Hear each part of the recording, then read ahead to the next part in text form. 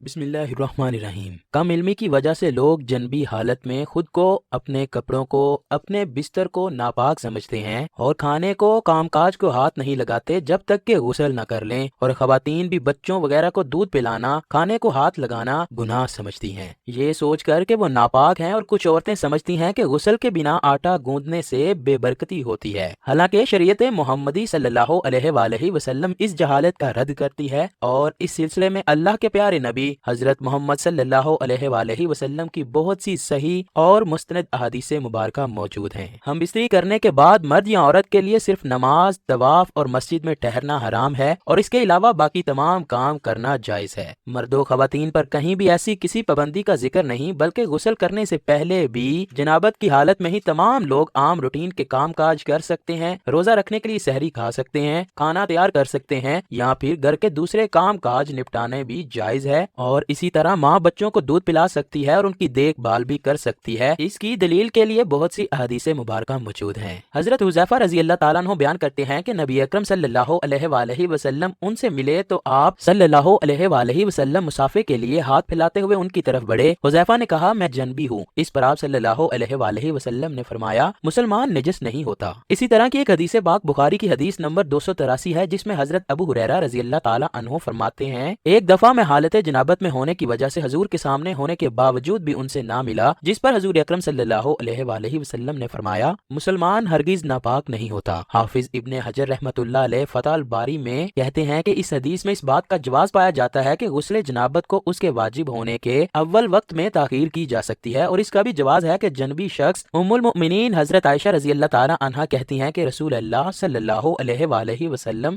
جنبی ہوتے اور پانی چھوئے بغیر سو جاتے، پھر اس کے بعد اٹھتے اور غسل فرماتے۔ کسی نے حضرت عائشہ رضی اللہ تعالی عنہا سے سوال کیا کہ اے عائشہ، حضرت محمد صلی اللہ علیہ وآلہ وسلم ہم بستری کے بعد نہا لیا کرتے تھے یا ویسے ہی سو جایا کرتے تھے؟ حضرت عائشہ رضی اللہ تعالی عنہا فرماتی ہیں کہ نبی اکرم صلی اللہ علیہ وآلہ وسلم ہم بستری کے بعد ویسے ہی سو جایا کرتے تھے۔ جب مؤذن رسول صلی اللہ علیہ وآلہ وسلم فجر کی اذان دینے کے لیے آتے تو حضرت محمد صلی اللہ علیہ وآلہ وسلم غسل کر کے جسم کو خشک کرنے کے بغیر ہی مسجد میں تشریف لے جاتے اور نماز فجر کی جماعت کرواتے، اور میں گھر میں آپ صلی اللہ علیہ وآلہ وسلم کی آواز سنتی رہتی تھی، پھر آپ صلی اللہ علیہ وآلہ وسلم روزہ رکھ لیتے تھے۔ کسی نے عمر رضی اللہ تعالیٰ عنہ سے پوچھا، کیا یہ روزوں کے مہینے میں ہی ایسا ہوتا کہ عام معمول بھی یہی ہوا کرتا تھا؟ تو حضرت عامر نے فرمایا کہ روزوں کے علاوہ بھی ایسا ہی ہوا کرتا تھا۔ حضرت عائشہ رضی اللہ تعالیٰ عنہ سے مروی ہے کہ آپ صلی اللہ علیہ وآلہ وسلم ہم بستری کے بعد سونے سے پہلے غسل کرتے اور بعض اوقات صرف تیمم ہی کرتے۔ روایت ہے کہ رسول اللہ صلی اللہ علیہ وآلہ وسلم جنابت کی حالت میں سو لیا کرتے تھے۔ حضرت عائشہ رضی اللہ تعالیٰ عنہ فرماتی ہیں کہ آپ صلی اللہ علیہ وآلہ وسلم جنابت کی حالت میں شرمگاہ کو دھوتے اور پھر نماز جیسا وضو کرتے۔